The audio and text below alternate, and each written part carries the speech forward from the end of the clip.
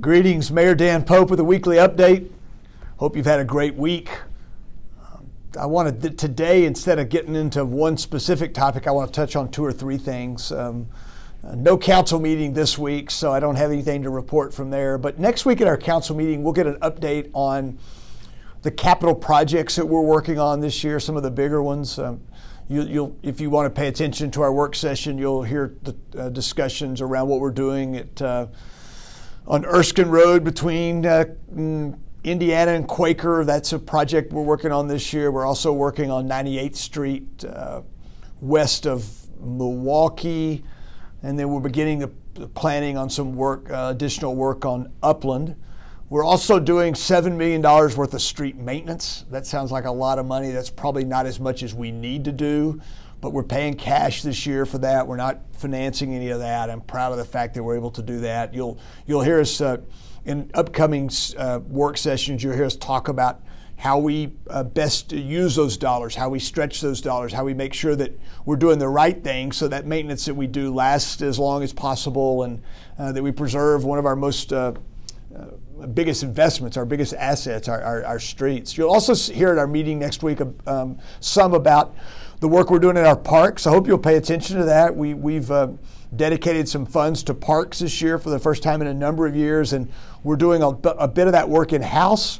So therefore, we are able to, once again, stretch those dollars and I think provide more bang for the taxpayer buck.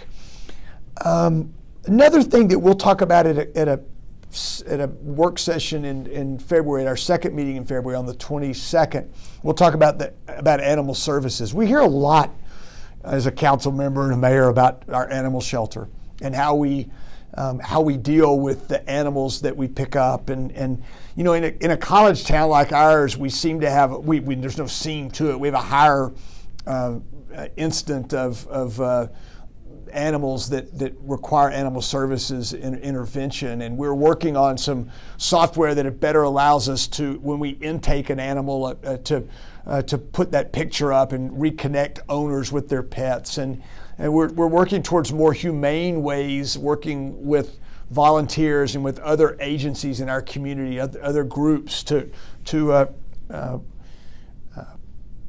make sure that we're treating those animals in a way that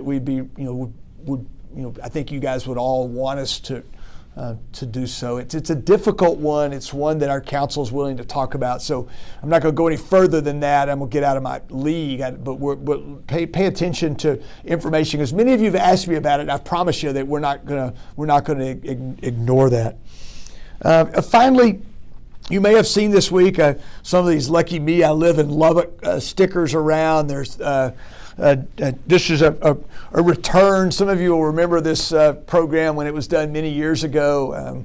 I wasn't here when that was done, but I've certainly seen the stickers. And I give credit to George McMahon, a big supporter of Lubbock, a local home builder and developer, and just an idea man, somebody who's Lubbock is in his heart. He did these, and you'll look around. A lot of the local banks have them. The different places, you might hit me up if you see me for one. But put it on your car, and let's celebrate how fortunate we are to live in Lubbock, Texas. Thanks for your thoughts and your prayers, your good ideas, your criticism, your constructive criticism or otherwise. But I appreciate each of you. I look forward to talking to you next week.